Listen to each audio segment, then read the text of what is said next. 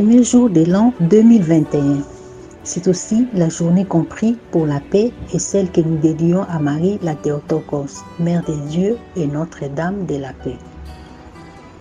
Je partage avec vous une réflexion m'inspirant du discours du pape en ces jours qui débutent cette année nouvelle.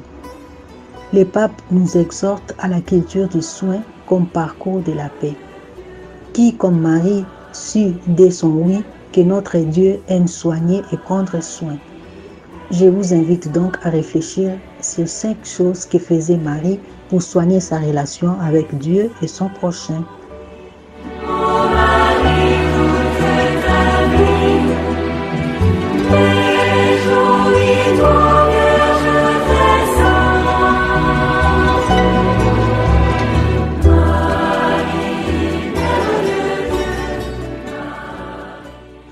Pour elle, toute créature est à l'image de Dieu.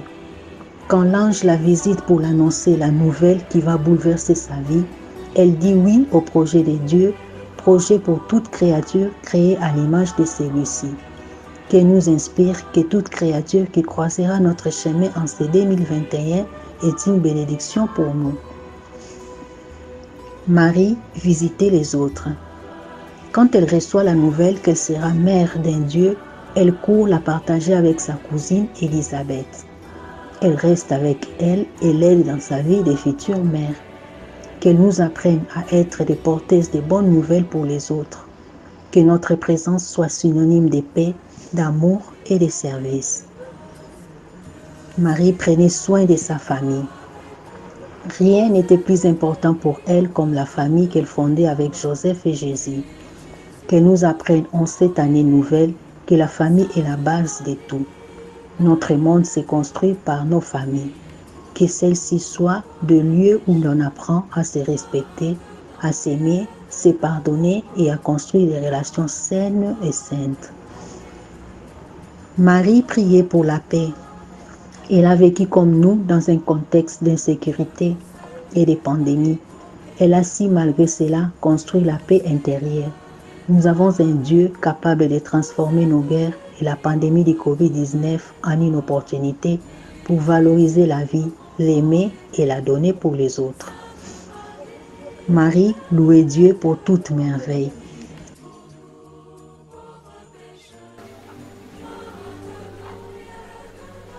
Mon âme exalte le Seigneur. Et mon esprit se réjouit en Dieu mon Sauveur, parce qu'il a jeté les yeux sur la bassesse de sa servante. Car voici, désormais, toutes les générations me diront bienheureuse. Parce que le Tout-Puissant a fait pour moi de grandes choses.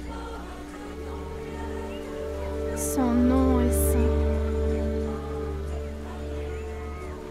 Sa miséricorde s'étend d'âge en âge sur ceux qui le craignent.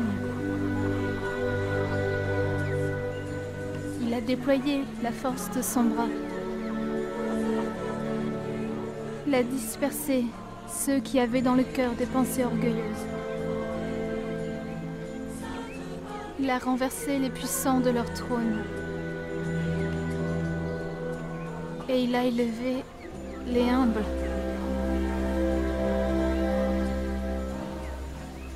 Il a rassasié de bien les affamés. Et il a renvoyé les riches avides.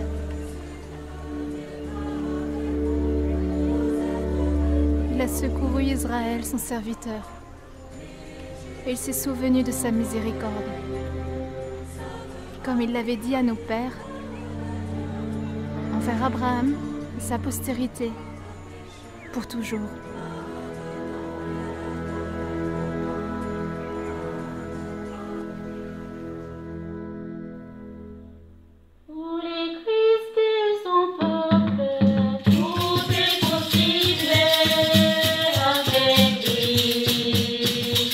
Que nous inspire sa manière de vivre et de prendre soin de cette année 2021 que Dieu nous offre pour la remplir de paix, d'amour et de joie.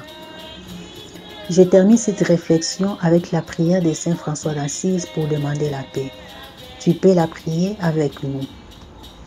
Seigneur, fais de moi un instrument de ta paix. Là où est la haine, que je mette l'amour. Là où est l'offense, que je mette le pardon. Là où est la discorde, que je mette l'union. Là où est l'erreur, que je mette la vérité. Là où est les doutes, que je mette la foi. Là où est le désespoir, que je mette l'espérance. Là où sont les ténèbres, que je mette la lumière. Là où est la tristesse, que je mette la joie. Ô Seigneur, que je ne cherche pas tant à être consolée qu'à consoler, à être comprise qu'à comprendre, à être aimée qu'à aimer. Car c'est en se donnant qu'on reçoit, c'est en s'oubliant qu'on se retrouve, c'est en pardonnant qu'on est pardonné, c'est en mourant qu'on ressuscite à l'éternelle vie. Bonne année 2021 à tous et à toutes.